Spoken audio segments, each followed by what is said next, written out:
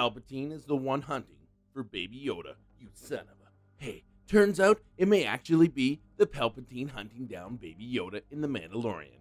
Yes, it's definitely surprising, but hang on, we'll get to it. At this point, most viewers believe that the Imperial Remnant, who are the ones hunting Baby Yoda, are expected to become the First Order.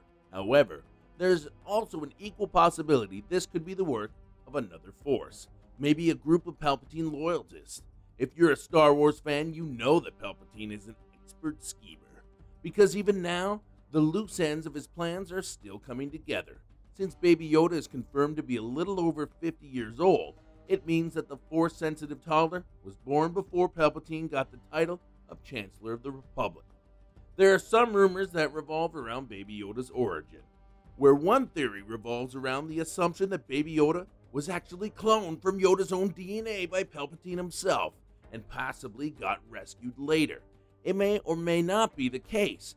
Whatever it is, there's no doubt that the Empire had Baby Yoda during some period of time. This stems from the fact that they've been able to follow a tracking fob to Baby Yoda's biosignals.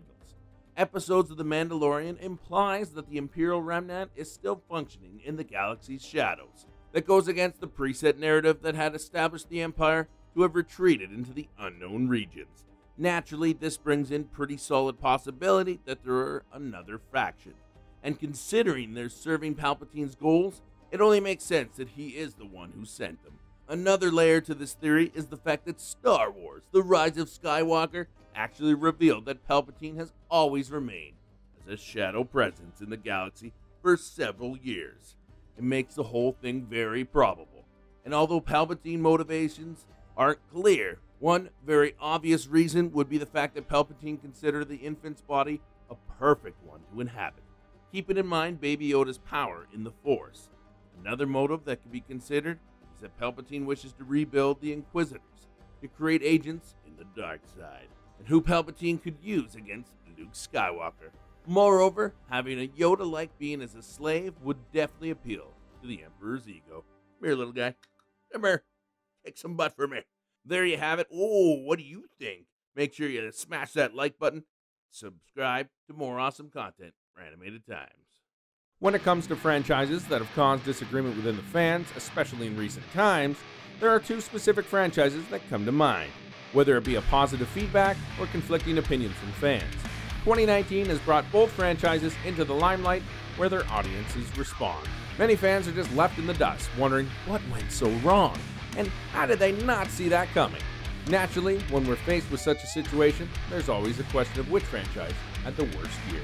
I mean, we all love comparisons. Let's start with Star Wars: The Rise of Skywalker ending up as an extremely divisive film amongst fans. The conflicting responses are evident with the reviews, with Rotten Tomatoes holding a critical score of 56%, but the audience score standing high at 86%. So people do like the film, just not everyone. With the disappointing state that The Last Jedi left fans in, many people hoped that The Rise of Skywalker would revive the franchise. However, it just added fuel to the fire. But it still doesn't seem to have a long-term impact on the franchise. As 2019 arrived, Disney Plus released The Mandalorian, which quickly became a fan favorite, especially when Baby Yoda's presence is on the show. Yeah, I like to call it the yodeling. But anyways, with Baby Yoda capturing the hearts all over social media, it seems as if The Mandalorian has a bright future. Maybe the Star Wars franchise will finally have a good comeback. On the other hand, we all know the response towards the finale of Game of Thrones. I mean, pretty much every fan voicing out their disappointment to the way the show ended. Many fans agreed that the first 4 seasons were comparatively better, and while the final season could have really given the fans what they needed, well, let's just say they were far from it. More than that, there was also the cancellation of the prequel series, set thousands of years before the events of Game of Thrones. There's no doubt that a lot of people were excited for it, even George R.R. Martin and Emilia Clarke, but unfortunately, it just didn't happen. On the other hand, the spin-off House of Dragon received a 10-episode order and is primarily focused on the history of the House of Targaryen. Also, I think we can look forward to a lot more dragons this time around.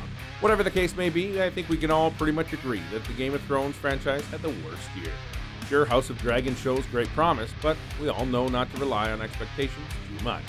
Star Wars, on the other hand, may have disappointed a fair share of fans in The Rise of Skywalker, but hey, we still have Baby Yoda, yodeling. Maybe Baby Yoda was just the character Star Wars needed, because I don't know about you, but I needed a Baby Yoda in my life. Yodeling.